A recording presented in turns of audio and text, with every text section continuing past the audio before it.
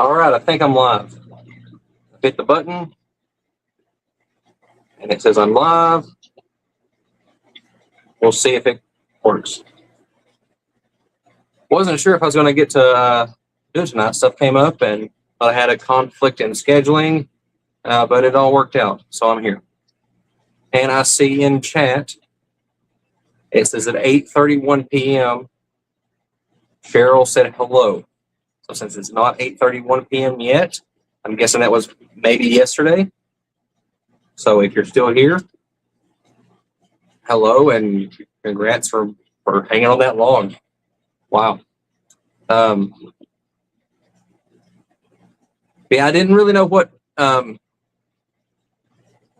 talk about in this one. I never know what to talk about in them, but it works out somehow.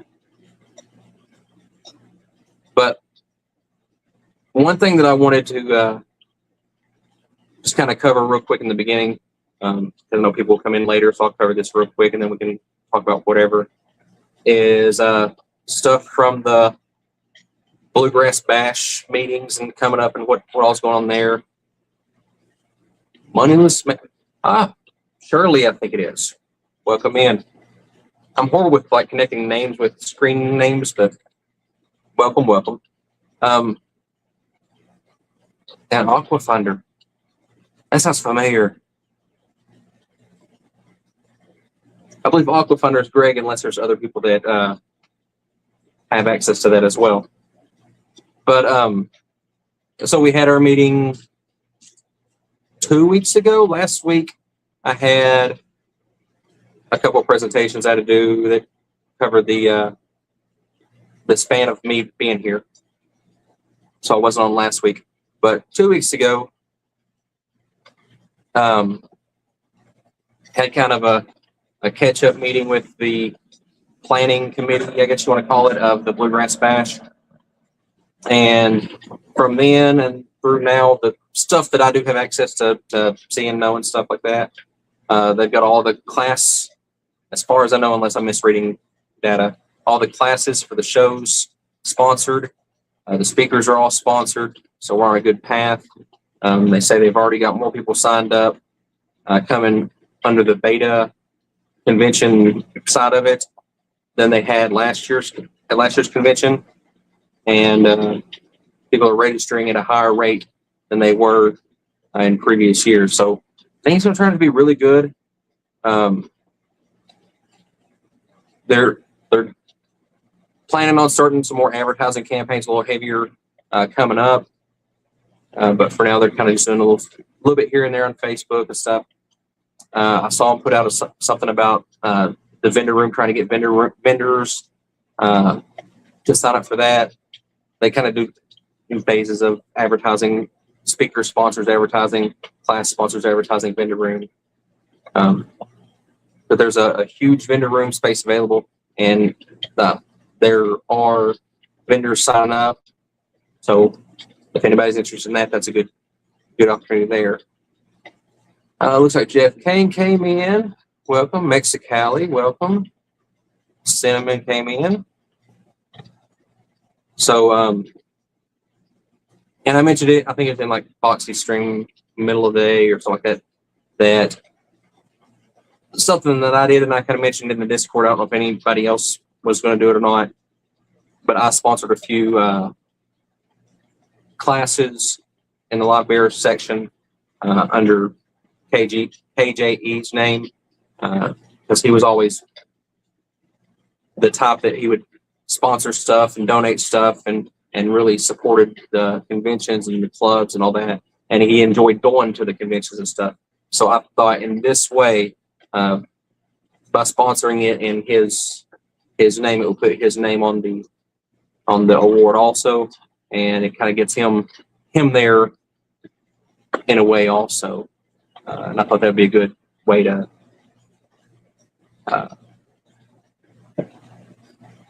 remember him, or whatever the wording is that I can't think of right now. Yeah, just a few little things there on the Bluegrass Bash. And then I'm horrible at remembering things. I'm horrible at speaking too, apparently, but I'm horrible about remembering things. But someone put out that, an idea for us to talk about was when to put tubs out. I wanted to do it like 3 weeks ago, but it got down in the 30s again. That would have been really bad.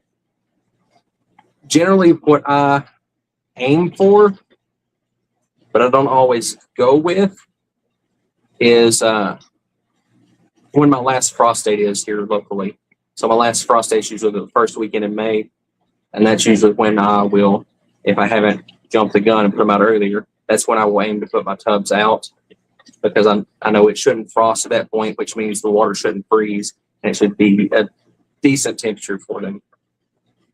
And I can leave them out all summer and bring them in of the towards my first frost date. But that's me. That's how I do it. And I'm going to do tubs better this year than I have in the past.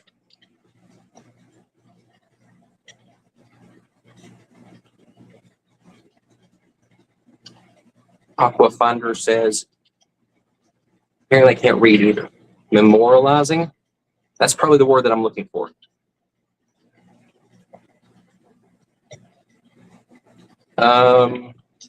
Shirley says, I'm helping organize a local swap. It's not something you can really find around here.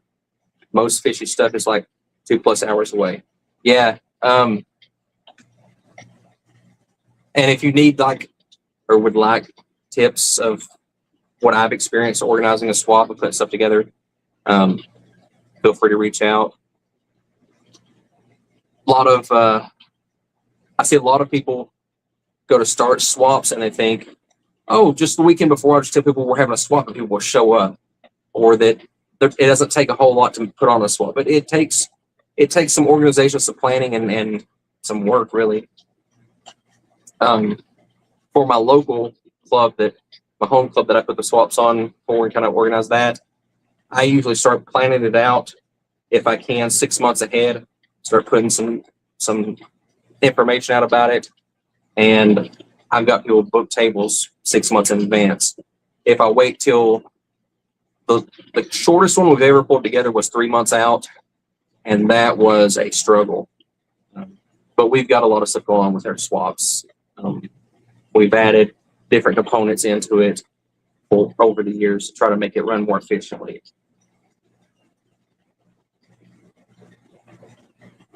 There's Fish Fam link.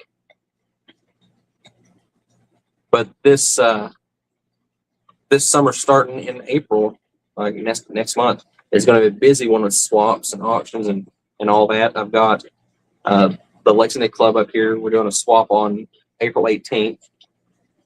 And then the first weekend in May, there's one down in Nashville. The second weekend in May in Knoxville. And then after that, then May 30th, the last weekend in May, the Lexington Club's doing a big auction. And then building up after that is leading right into the Bluegrass Bash in June. So that's going to keep me popping.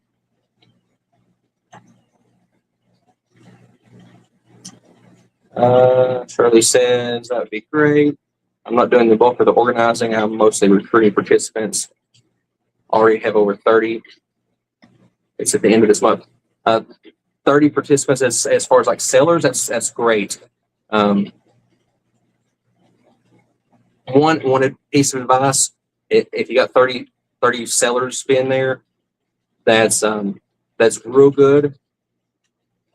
Somewhere I see groups fail, and I don't remember exactly which area you're in, but most areas can't sustain a swap more than once or twice a year, because they do really good on their first swap that they do. Like, okay, let's do one again in 2 months or again in a month.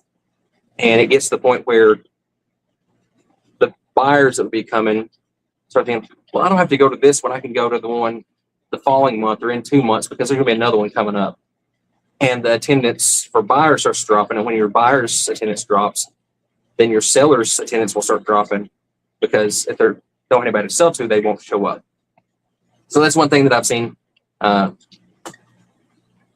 not just clubs, but individuals and organizations and stuff that try to do swaps, that they try to have them too often.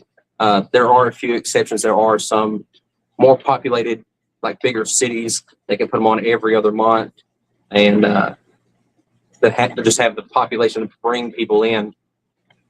But it's a little more difficult, at least in my area and the surrounding cities or whatever that I've seen. Most of the clubs around here will do once or twice a year, just because when they try to do, 4 times a year, the numbers drop drastically.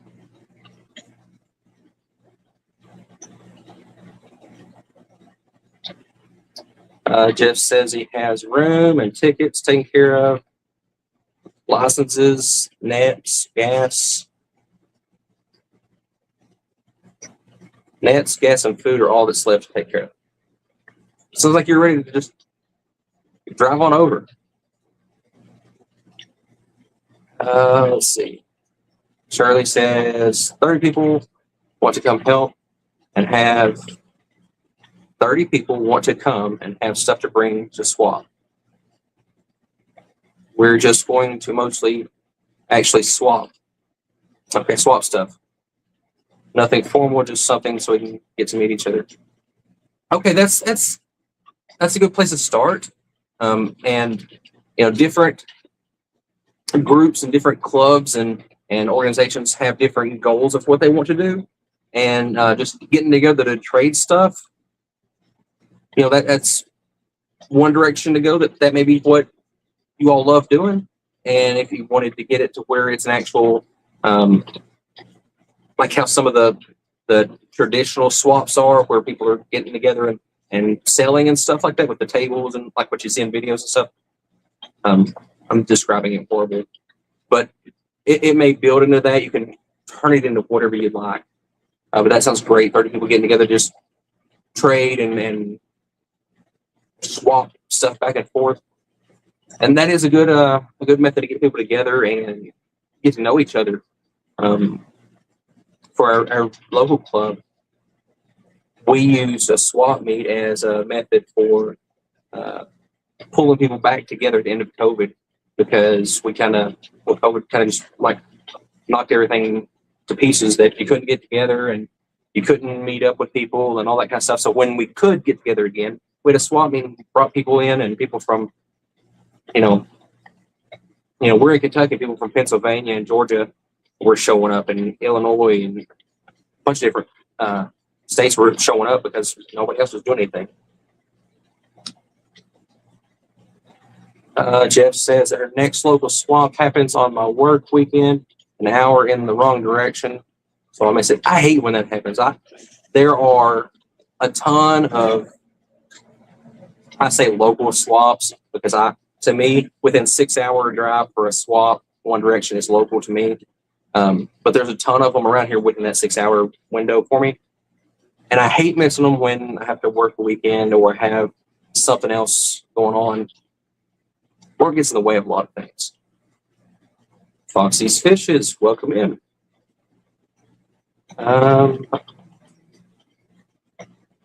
Skull's here. Welcome in, Skull. Shirley says I've actually never been to a swap, only to an auction a few times. So this will be new for me. Hence the reason I'm not doing the main organizing. And from my experience, once the swap gets out there and it's happening, and then people see what's going on, word of mouth will spread. And the next time you all do one, if you do one again next year or whatever, people remember the one that was this year, and they'll tell their friends and be like, oh, I want to go to that one too. And it'll build on itself also. You still have to do the work of like getting the word out there, advertising yourself and soliciting people to show up, but it will start to get easier as you kind of build a name for yourself. I'm doing air quotes a lot today.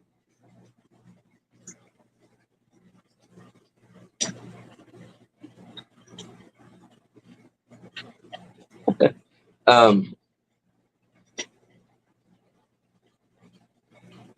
Yeah, swaps are fun. When I tell people what they're like, the traditional swaps are, I think like a farmer's market, but it's for fish. Some people say flea markets, but for fish. Same type of stuff. And some people like swaps better than auctions. Some people like auctions better than swaps. Me personally, I like them both, but I think they have different goals, different objectives. For me, an auction is more to just potentially get your name out there, but to share the item out with other people, to to get it out there, to get these fish out there, to get your name circulate a little bit, and to share with the community. Whereas a swap meet is more of a business type thing of you sell the fish and set your prices and all that kind of stuff. That's the way that I look at it. So if I want to go just kind of see what kind of deals I can get and come home with maybe random stuff that I've bid on, then I go to the auction because I can get some really, really cheap stuff that's worth a lot more. But if I know I want this specific thing, I'll go to a swap meet, knowing that I may pay a little bit more for it than I would at an auction, but I'll be more likely to find it at an auction or at a swap.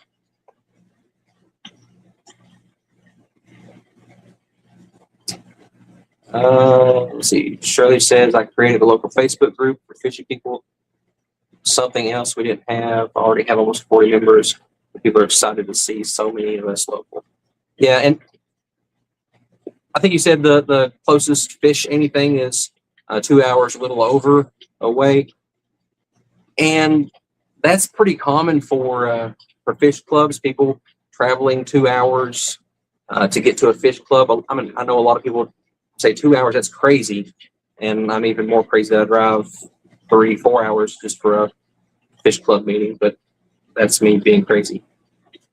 But if starting the Facebook group is a great place if you don't have a club in your local area of getting people together and having a little get together like a swap meet that you're talking about. That's a great step if you're looking at potentially starting a club to see who actually shows up, because a lot of people will get on the computer on Facebook and be on their keyboard and say, oh yeah, I'd love to do this, I'm going to do this, I'm going to do that. And then when it's time to actually get off the couch and do something, you never hear from them. So seeing who shows up at the swap meet and who lends a hand to do stuff, you can see, can you get 10 people together to get a club rolling.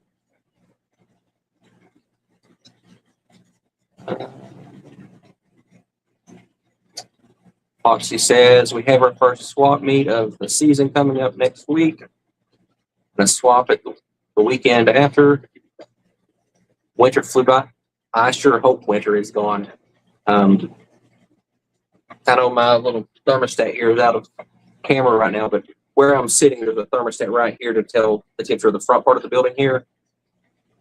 And it has finally cooled down to 81.3 degrees.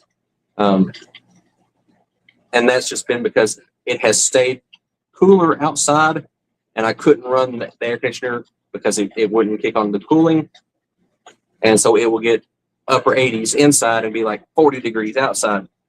But now that it's getting above 60 outside, the AC can run, cool stuff down, and kind of get back to whatever normal is.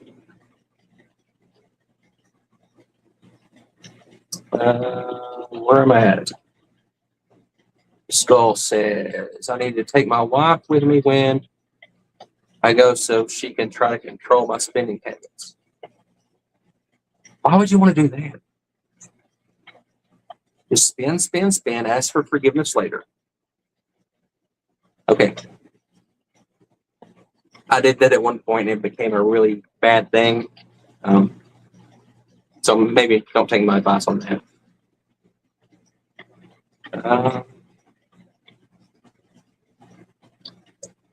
Shirley says we need a Fish Keepers Anonymous so we can all haul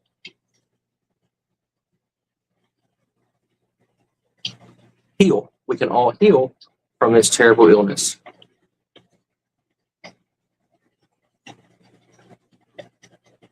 And then Foxy says what I was thinking. If fish keeping's an illness, I don't want no stinking cure. It is, to me, it is an addiction. And the way that I look at it, it is a healthier addiction than some other things I could be addicted to. Years ago, I let it get the best of me. And wasn't smart in my purchasing. And this is kind of what I was alluding to with Skull's comment earlier, was years ago, I got to where I would go to the pet store and spend my mortgage payment, my car payment, and then the mortgage company would call, and the car loan company would call, and it was a downhill spiral. But I've got control now, and it's a healthy addiction. I just have to manage it.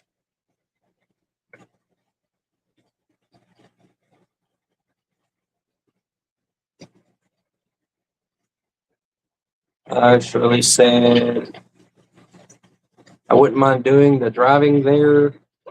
My vehicle is not reliable. It's got 310,000 miles and barely makes it across town. I know the feeling of that. I got a pickup truck that I got mainly to do fish swaps and to haul different stuff. And I've spent probably 3 times the amount on it in repairs just to try to get it running than I did even purchasing the thing. Every time I think I've got it fixed, I get in it and something else happens. Got into the day to prepare to make a trip because I know I've got the swaps coming up. And the stupid thing wouldn't go in gear. And then when I tried to turn it off, it wouldn't turn off. I could take the key out and it would still run. And long story short, I finally figured out that somehow, the air conditioner is controlling the ignition. I don't know how that's working. I turn the AC on and the truck runs and won't turn off. I turn the AC off and the truck dies. I don't know. The last person I looked at it for this, thought it might be a short in the computer. And my truck's so old I didn't even know it had a computer, but apparently it's got a sick computer. So I may be getting a different vehicle because I don't know if driving it 6 hours away with it randomly turning on and off would be a good thing to do. Let's see. Shirley says, I don't either, Foxy, referring to want a cure for the sickness, I believe. But I guarantee my daughter wants me to, and so does my wallet. My wallet likes getting used. It likes money leaving it. At least that's what I tell myself.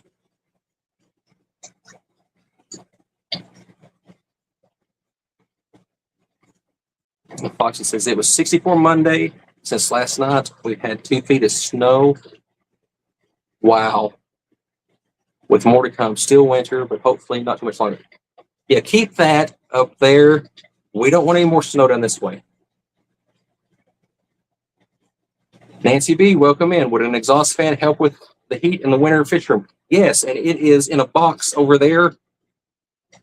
I bought it last year to put in, and me and procrastinating, it's still sitting in the box over there on a shelf. So I got it with a thermostat on it that would kick on if it gets 80 degrees in here, and it would run until the temperature in here drops below 80. And plan is to put it on that wall right there behind the camera, but it's still in the box.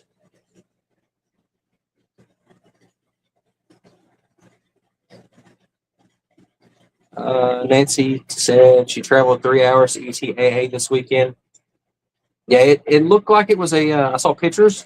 They had Mitchell Broom speaking. Looked like it was a good turnout, a good meeting. And I was thinking I need to try to figure out something, how to get my work weekends to where they like alternate or something that I can actually make it to some ETAA stuff. My brain said I put too many A's in that, but make it to the Knoxville Club to some stuff because right now that the way it's lining up, I'm able to hit pretty much all of the Nashville ones, but none of the Knoxville ones. But I don't want to miss out on Nashville either. I just want to go to all the fish stuff.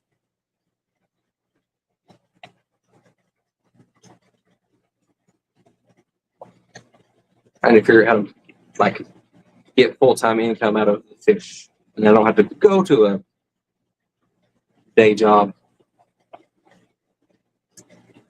See, Skull says I did a rescue this morning, and now I have more big goldfish. Wife hasn't seen those yet. Aren't those the best ones? The rescues and the purchases of stuff that the wife or the significant other finds out about by surprise. Back when I was married, back when I was freshly newly married, like within the first year, I will say rescued about 15 cockatiels. Midday when I was supposed to be at work. Lunch break, I went and picked up the 15 cockatiels, took them home, and since I was on lunch break, I didn't have a whole lot of time. I just set them in the middle of the living room floor, caged with 15 cockatiels in it. Went back to work. That was a fun phone call. When my wife at the time got home, I got a phone call. Yeah, I'm not in rescuing birds anymore, but fish might show up, knocking on the door. I don't know how they got here, just fish showed up.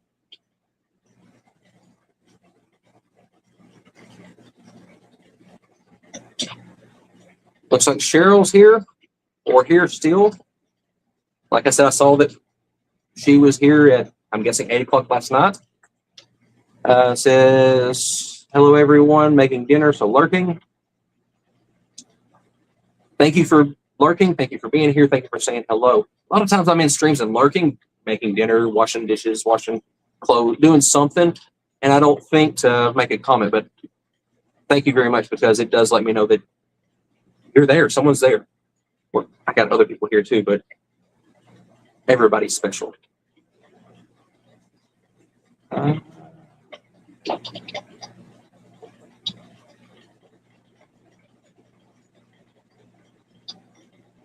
Greg says we call that adventure mode. Okay, so apparently I'm behind because I'm not sure which is adventure mode. I guess my brain says it's the having the wife or significant other find out about the rescues later. Then sit in my hot room. Then yes, Nancy, that's what I pay for my procrastination. I came in here earlier like, oh, I got to prop this door open or something. But yeah, if it had fan going, it wouldn't be a problem. And I know where I'm putting it. I've already got it mapped out everywhere I'm going. I got all set to be wired up. I'm just on the go too much. My air and heat don't ever turn off. It's 2006 Kia. Computers aren't even an afterthought in this vehicle. I drove it from Arkansas to Washington State, though. There's no wonder it's falling apart. So that was Shirley made that comment. Yeah, my truck's an 08, and I'm like, they didn't have computers back in 08 in vehicles, but apparently they did. Because the guy thinks that somehow the computer got shorted out and the AC is controlling the ignition switch.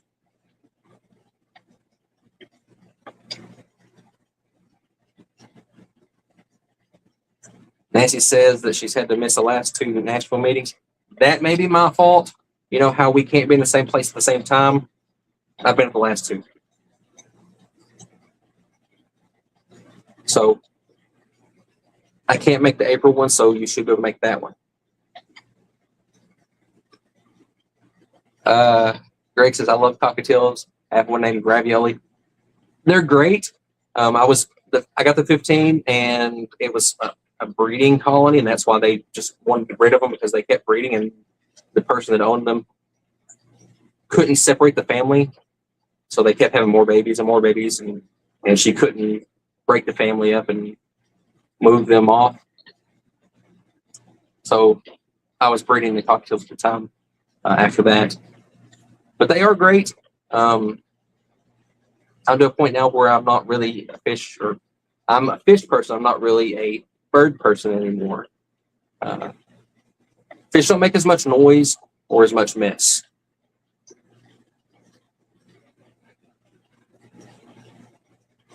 Oh, I missed Stephen coming in. Welcome in, Stephen.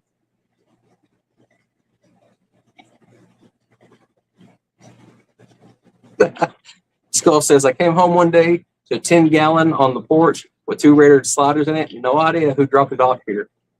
I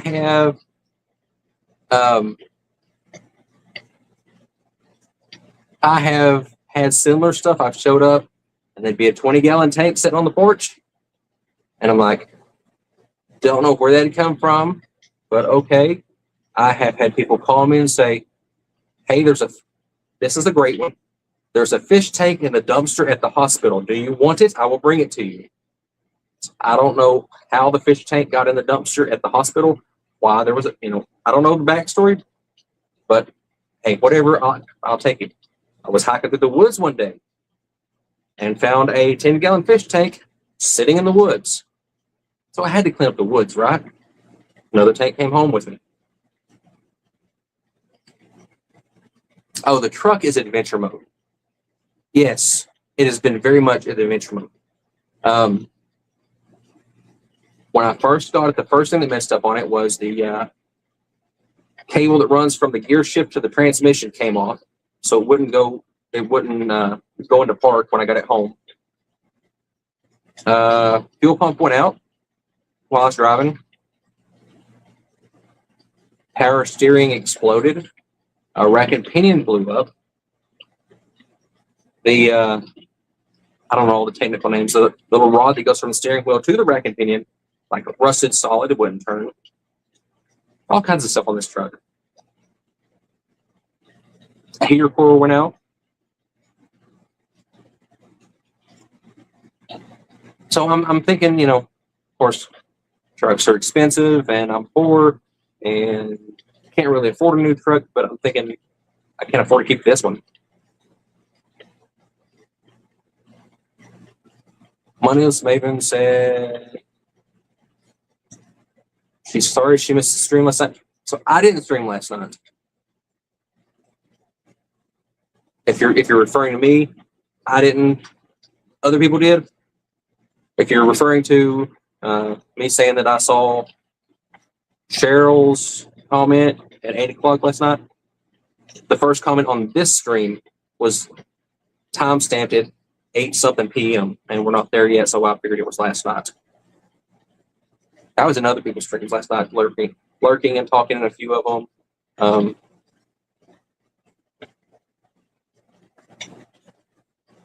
I'm thinking Shirley was streaming last night, and I lurked in it. I don't think it said hi.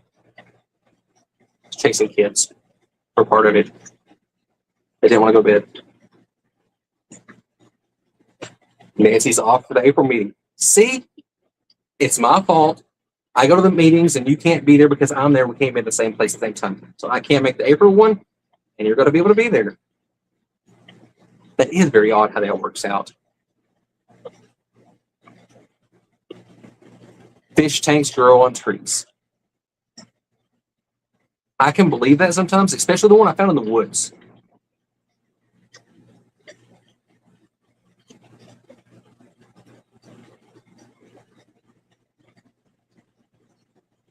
Shirley says, I've got so many tanks for free, it's insane. Yeah, and like when the Knoxville Club started up, they were doing like a swap table that you bring something, you donate it to the swap table, and then you can pick up something for free from the swap table. And I thought, I'm going to do a video where I'm getting a full setup for free. I got close. It may have been this tank down here. No, the tank is on the back section, but the undergirl filter that I got for is this one. I got this lot here there for free. I got glass tops for $55 there for free. Pretty much a whole, besides the tank itself, a whole set, not in the same month, but multiple months going through. I basically got a whole 55-gallon setup minus the tank for free. Just going to the club, taking a few things, picking up underground filter, taking a few things, picking up a lot. And that was a great way, I've got other tanks, but that was a great way to get tanks going and people started. I usually waited to make sure that someone else didn't want the underground filter or whatever, because I don't want to take stuff away from like a new person starting when I've already got tanks. But when I saw nobody's going to take the glass tops or underground filter or whatever, then it builds a whole tank for basically free. And a lot of people say that this hobby is a really expensive hobby, but it can be, or it can be as cheap as you want it to be. I've bought 55-gallon tanks. I got them for free. I bought them for $25. I bought them for, I think 25 may be the cheapest I've paid for 55. But 10 gallons and 20 gallons, get them for free a lot. Even like a 10-gallon for $10 or less. Or even little storage totes, clear storage totes. You can make this hobby as expensive or as inexpensive as you want to make it. Really, just use some creativity.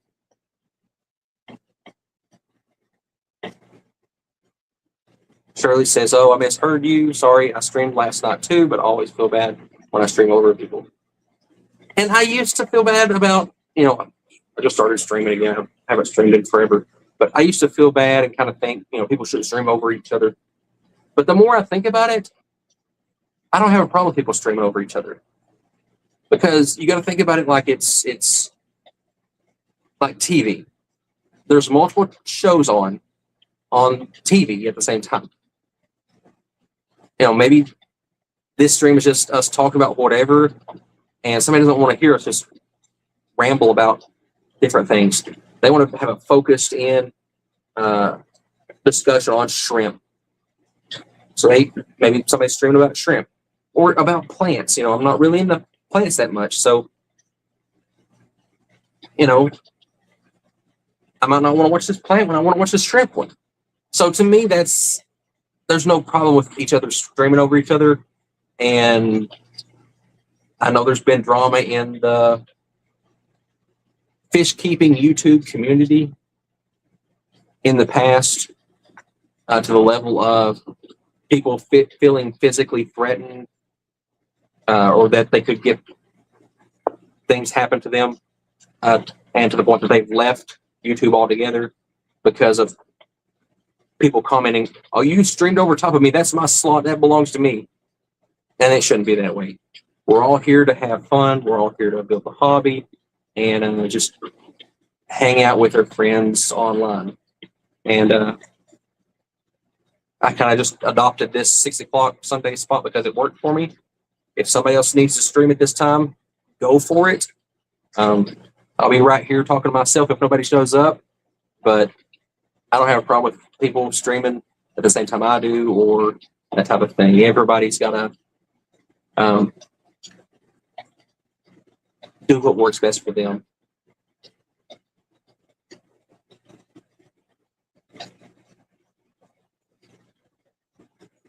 Shirley did a marathon stream last night. I was crazy last night, so I dropped into that one a little while, lurked, dropped into another one, lurked a little while. Stayed up a little later than I should have. Foxy's lurking, making dinner. Everybody's cooking dinner. I'm going to start thinking about it and get hungry. Ryan's here. Welcome in.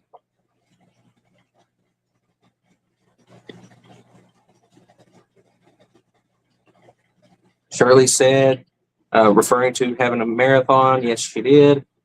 It was nuts. Time totally flew by. And that's one thing, like, I've noticed when I start streams, I'm like, oh, what do I talk about? And then I look up and it's been an hour. I'm like, I just got started hanging out with folks and talking to people. So it can fly by.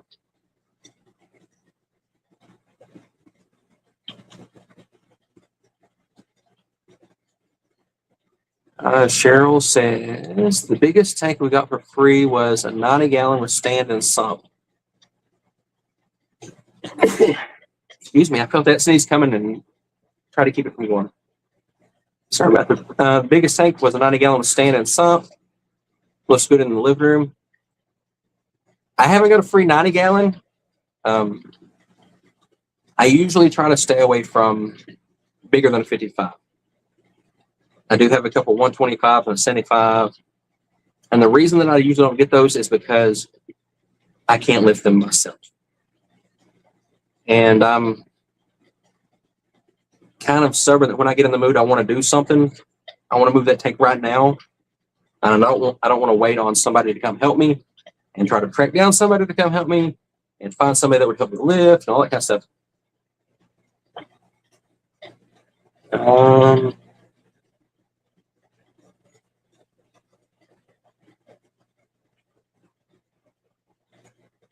Greg says, yeah, you pay for speed and new.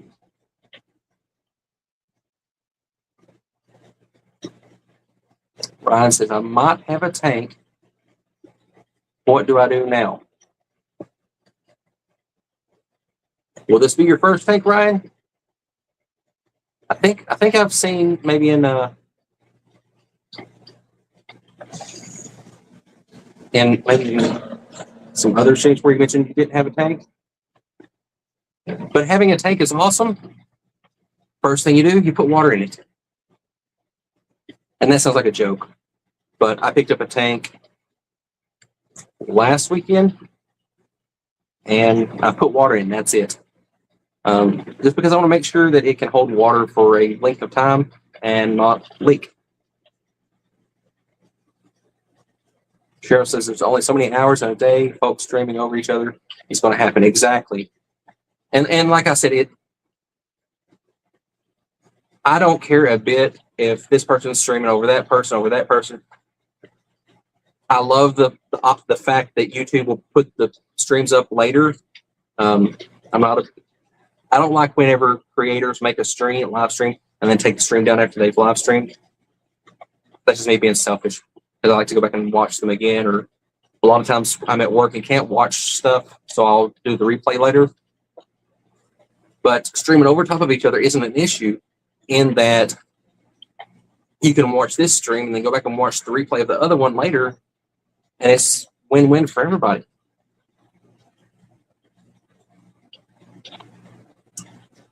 Stephen says, physically threatened for treading on time slots.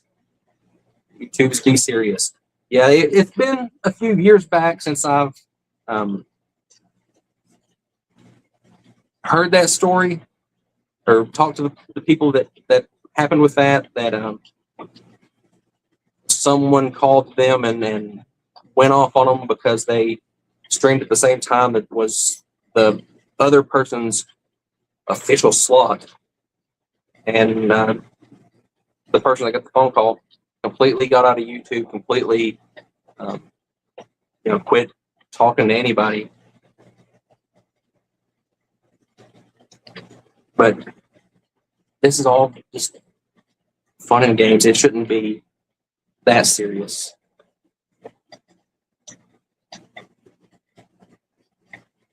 It was over 8 hours. So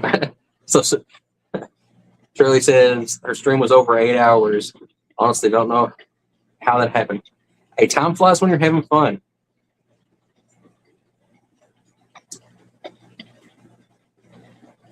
Shirley says the biggest one she's got was a 90-gallon with 2 Flugal 407s. I've got some canisters given to me, and I've still got one of them. I'm thinking it may get given away pretty soon too. I'm not a fan of canisters.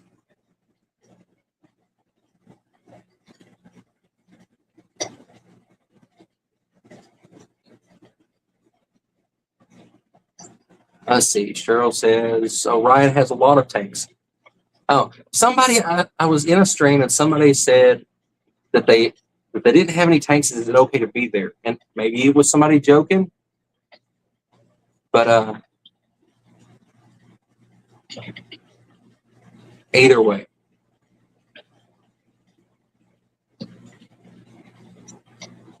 Might have had a tank before. Oh, okay. Well,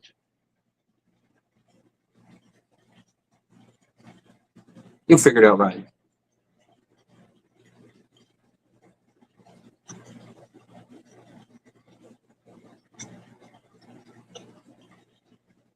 Oh, is that what it is? All the tanks are Cheryl's, and Ryan's getting his first one. See, my problem is I can't remember who said what and who did what. So I attribute things that are said to people that didn't say them because they say something similar. Cheryl says Nancy helping Ryan take care of his tank is how I went down the rabbit hole. That is a real thing. You get the one person that's big into fish keeping, and then the significant others just like, oh, I'll give you a hand, or I'll go to the meeting with you, I'll go to the swap with you, whatever. Next thing you know, they're like, I really like that red fish over there. Can I set a tank up for that? And then they've got their own fish room. So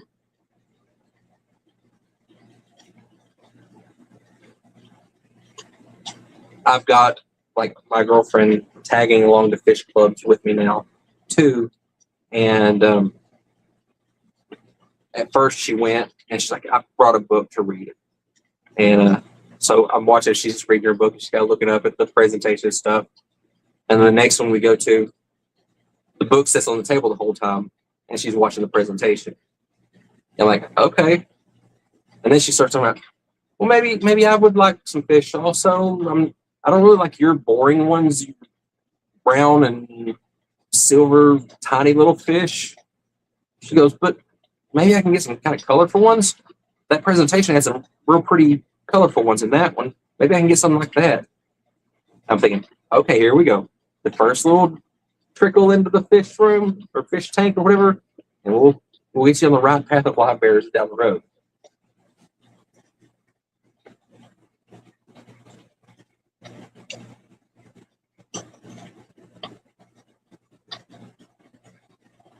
Trying to learn here or something. Maybe we're here for support.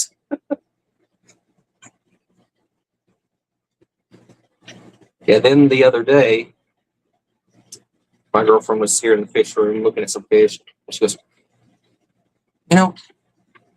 I think you need more tanks.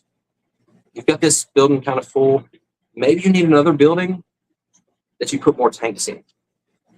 She goes, that way you can keep a larger variety of things too. I'm like, okay. That sounds like an idea. I will look into expanding my fish room even more. Now, will I do that? I don't know. Building on to this build. I mean, that's one thing about, I guess, in a house where it'd be the same type of thing. I would say in this building, expanding would be building on or getting a completely another building built. And, that kind of takes some money. But that, I guess the same if it was in a garage or a basement or whatever, expanding would cost money. I need to do more organizing in here. I saw a video where they were using under the racks for pull-out drawers for storage stuff. That's a great idea. I might start doing that in here because under my racks is just unorganized storage.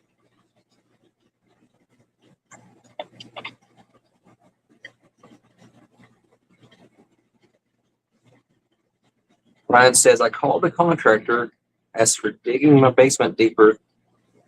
It is a real thing.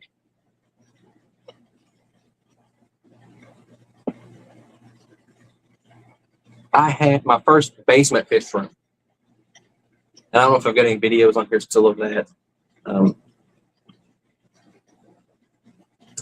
But the ceiling in there was 6 feet, and then the ductwork came down below it.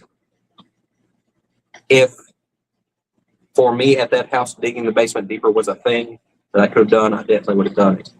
Because I was working night shift at the time, and there was a number of times that I have come in, like I could in my mind kind of instinctively know when I get to this level, duck under the the duct work and duck under the drain pipes, the sewer lines and stuff, and not hit my head.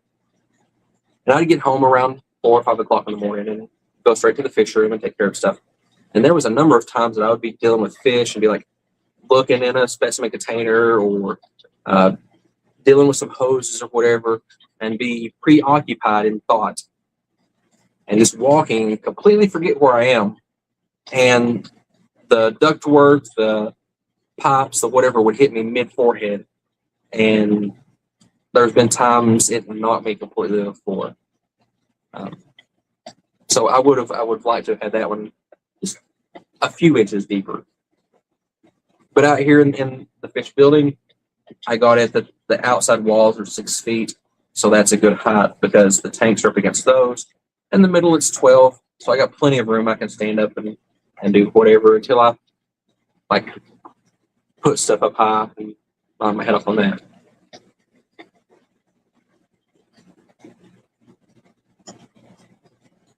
Sounds like a keeper, especially if she helps with maintenance. Cheryl says, potentially.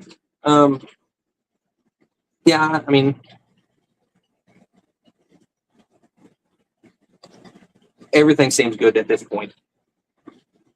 And she's come in here looking at fish and stuff like that. She doesn't like spiders, and I don't know if I posted it on Facebook or whatever. Maybe I had a YouTube post where I had a fishing spider. I think it's called like a dark fishing spider, loose in the fish room for a few months. First time she came in here, she spotted it. It was about eye level, and these spiders get about 3 inches to 4 inches, and it was a full-grown female spider. So it was sprawled out full 4 inches, and she hadn't come back in here for a month or so, and then maybe last weekend or the weekend before, she came in, and there was the spider again. I caught it this time, though. And so we don't have to worry about that one running around. I do have to convince her the spider's not in here anymore. We're spider free. But I didn't even know that fishing spiders were a thing. And that explains a lot of things. That this little, I was going to say little guy, but female, this little gal was sitting on top of my tanks and fishing. So I'm glad that that's taken care of.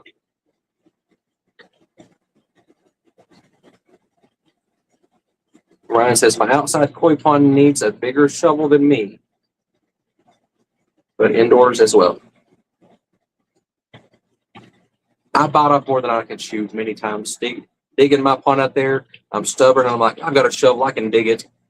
And then the neighbor had an excavator out there digging something. I'm like, maybe I need to go like borrow that from them and like put some holes in my backyard.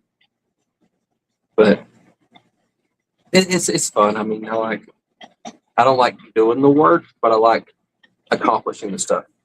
You know, digging a hole in my back and legs and stuff might remind me that I'm old the next day. But when I've got the pond going and fishing around in it, it's fun stuff.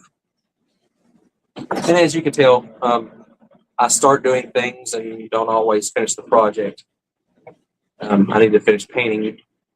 I started painting black and then stopped and then hung the sign up and didn't keep going. So half the fish room painted black. I need to finish doing that. Things like little maybe ADD or something. I start doing it like, ooh, squirrel, and I go do another project. Part why my auto water change isn't working or isn't hooked up yet.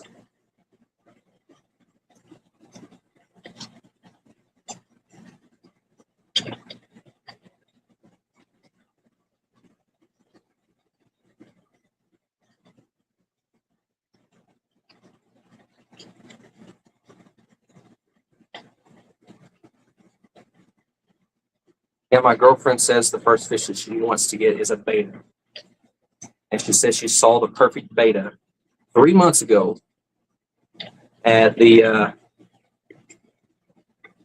am drawing a blank,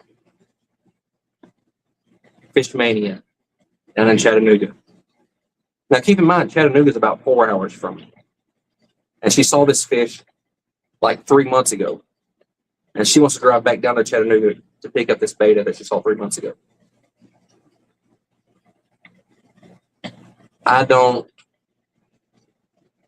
It would be a surprise if that beta is still there 3 months later. But we may end up having to take a trip to Chattanooga and look for a specific beta that's, I guess, a certain color or something. I don't know. Talk her into wild types. That's kind of my plan down the road. I'm thinking if I can get her just kind of interested in it to begin with, and then I can expand into the wild type thing. Get her into the appeal of the live bears and the wild type stuff and the rare stuff. But when we first started dating and stuff, she didn't know a guppy from a pleco from a cichlid or anything. And now she's actually starting to reference the pleco with the spots or the guppy with the red tail, or where she's starting to recognize. And I don't mean it to sound demeaning, but it's nice that, she shows interest and she's picking up on the stuff and learning just from me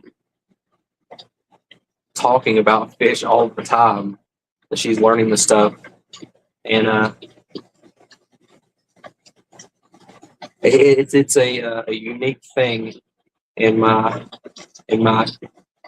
personal experience. It's a unique thing that I haven't dealt with before.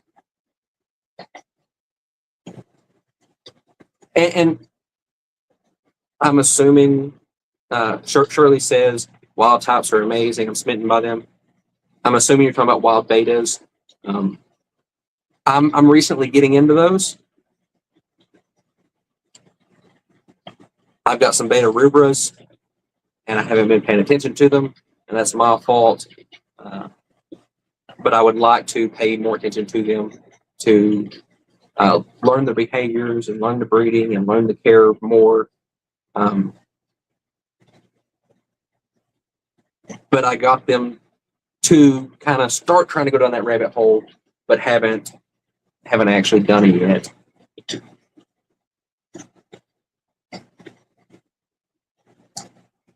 She says, I don't like the beta splendens as a first-time fish. They're not very hardy, and them dying easily can be discouraging to newbies.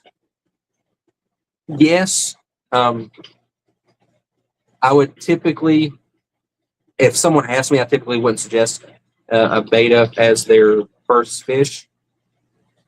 But, like in this case, someone saying, beta is the fish that I'm interested in, I want a beta.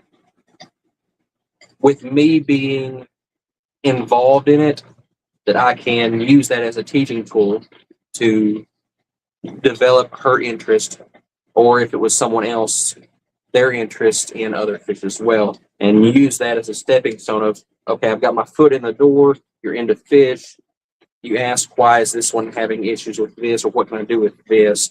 I can say, oh, well, that's this fish, it's doing that. If you had this other type of fish, it would do better.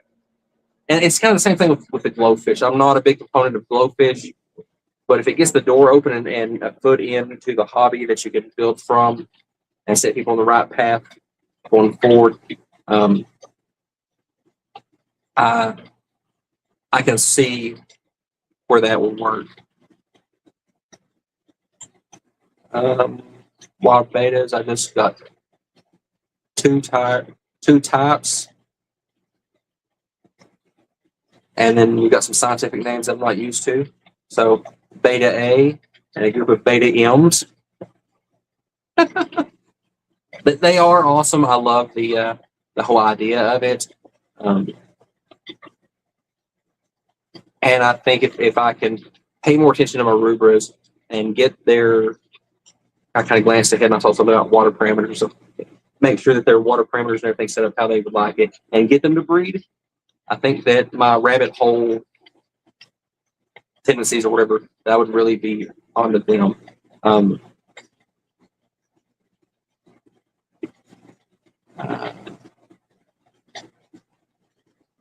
Paying attention is cheaper than the taxes. Maybe, I guess. Paying attention is hard for me. Rubras will readily spawn on their own as long as the parameters make them happy and they're well fed. Yeah, and maybe I need to move them to a different tank where they're at a higher, more raised up level that I can see them better, because they're on a bottom tank and they're in a specific tank that I've ever since I set that tank up, no matter what's in the tank, I've had issues with water parameters and bacteria issues in that tank, whether I put live bears in it, cichlids in it, the betas. I've had some rainbows in it and different things in there. And there's always been an issue, mainly with like bacteria in the tank. So maybe I need to move them to a different tank.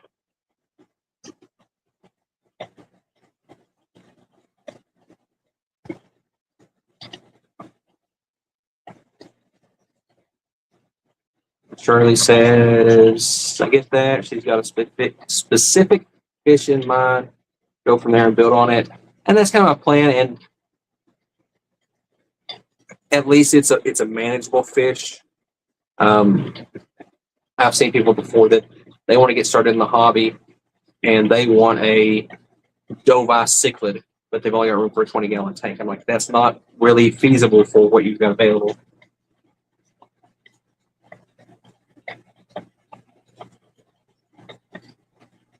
And speaking of time flying, it's after 7 o'clock. I'm gonna have to like do one of those 8-hour streams sometime because it does fly by. But unfortunately, I'm gonna have to get off here. I've got a ton of other stuff that I've got to get ready for tomorrow and finish up tonight. But I do want to thank you all for stopping by and hanging out. And I should be back next week. I'll have to check my schedule, but I think I'll be able to. And